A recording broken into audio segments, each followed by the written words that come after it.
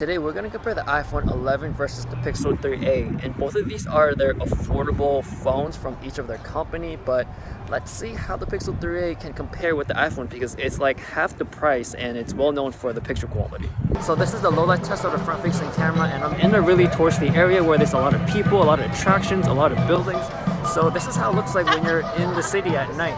Starting off with my portrait mode experience, I gotta go with the Pixel 3a, just because it's so simple. You point, shoot, and right after that, it does all the work. And if I have any doubts, I would just tap on what I want to be in focus, and that's it. While on iPhone, you would have to wiggle around a bit to see the effect happening on the screen. One thing I don't like about the portrait mode in Pixel 3a is that it's kind of cropped in too much for everyday occasions. So if you're in a crowded area or just in tight spaces, then it's kind of hard to capture a really good portrait photo. And if I want to take a picture of something in my hands, then I would have to stretch out a bit more. So for everyday situations, the iPhone may be better or more useful because of that wider focal length, but I do like how the background is more compressed on the Pixel 3a because it gives off like you actually have a portrait lens. So in the end, for the look, I would go for the Pixel 3a, and for usefulness, the iPhone 11. Now moving on to the regular camera mode, it's obvious that the iPhone 11 is going to be better because it has an extra lens for the ultra wide angle. So if you're out in the city or in a tourist spot, you can get more of your image, or if you want to take group photos, then you'll fit more people.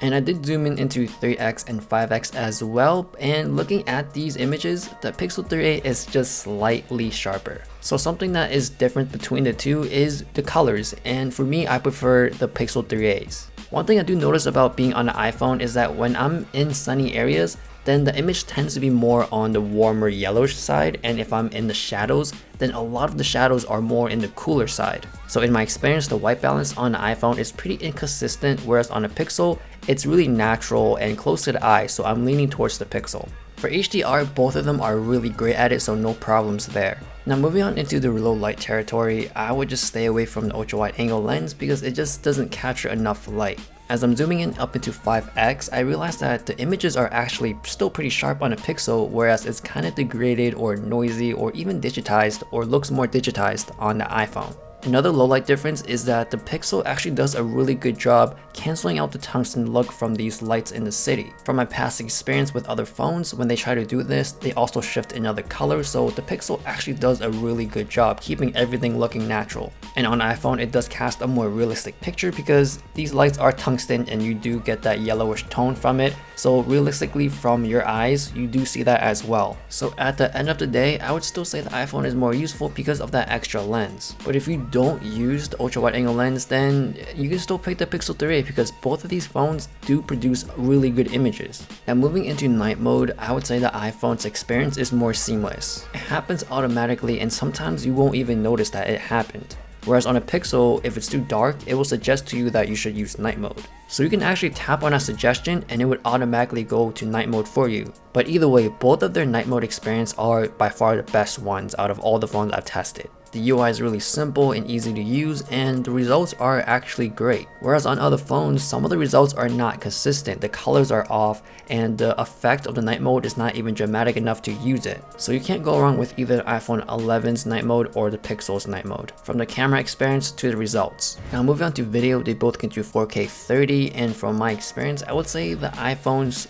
stabilization is a bit more smoother, whereas on the Pixel, it's kind of jerky from time to time. For the colors, I would say the iPhone's white balance is a bit more aggressive because as I'm moving around, I can see that the color changes from a really bluish cooler tone to a more yellowish tone in the same clip. Whereas on the Pixel, the coloring or the white balance is more consistent, so you would see less color shifting on the Pixel. And since the iPhone does have an ultra wide angle lens, you can also use that to record video, so it's pretty handy when you're in really crowded areas or tight spaces to capture more of your environment. If you like shooting a lot of video, then the iPhone may be the better choice because you can shoot up to 4K 60 across all cameras, including the front facing one, whereas the Pixel, it's only up to 4K 30 on the back camera. Now for low light video, there are some micro jitters on the Pixel 3a. Now it's not the worst one I experienced, actually this one is one of the better ones. And for the stabilization, it's a bit better than the iPhone's. Now I would sacrifice some of the stabilizations to see less micro jitters, so overall,